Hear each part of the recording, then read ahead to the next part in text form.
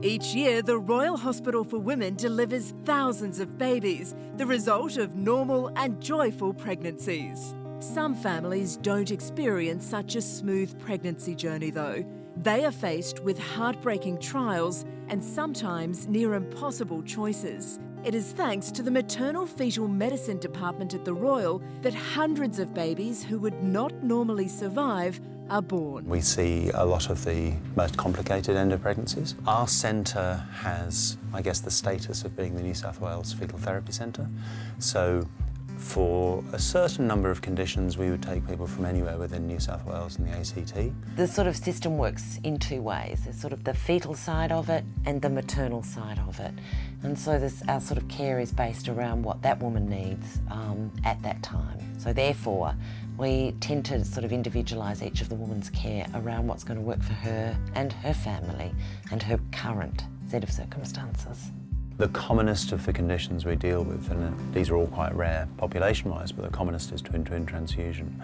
And the mortality rate is about 80% for either baby. Twins-twin transfusion happens when you have an identical twin pregnancy. There is a single placenta, but two separate sacs. They share each other's circulation. So instead of blood coming from the baby into the placenta, getting its food and nutrients and coming back to itself, it goes into the placenta and then goes off to the other baby instead. And that sounds a bit cliche and you sort of hear it a lot, but it's one of those things that you never think it's going to happen to you.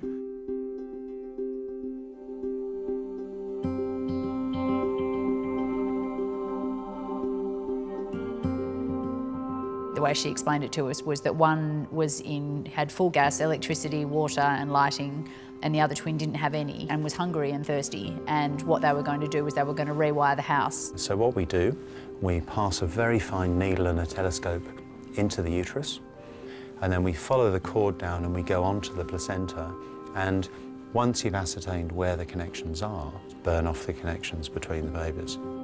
If we hadn't had this team and if they hadn't been so supportive and so welcoming when we came in and understanding how stressed we were, at the end of our, the beginning of a grief, I guess, is what that stage is, because you just don't know what's going to happen next.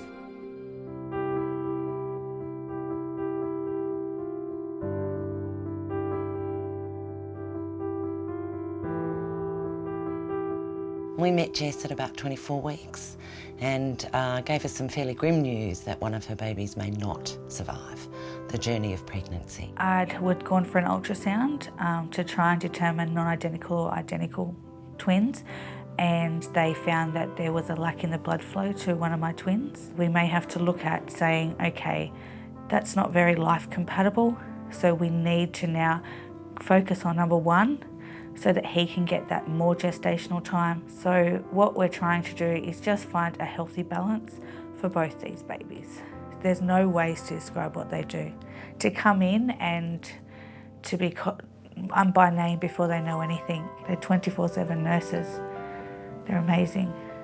Not everyone gets that opportunity. There's only 2 hospitals in Australia that can do it, and we were lucky enough to be at one of them with one of the people who can perform it. So, there are people in the world who don't even have this opportunity. In Australia, there are people who don't get the opportunity. So we were very happy that we were in the right place at the right time on the day that it was diagnosed. Each year, the Maternal Fetal Medicine team at the Royal helps more and more women and babies who are in this distressing situation. It is only with the vital research and clinical work of fellows that we can ensure women in the future get the medical expertise they need. Fellows are quite senior junior doctors. It's a bit of a contradiction. They would be the absolute lifeblood of what we do, to be honest, because it's essential that we train people who then go off and populate centres with that expertise themselves. Simply means we can offer this service to more women and change their outcomes. We wouldn't have had our boys, for sure. We would have lost one after the other, I'm sure, and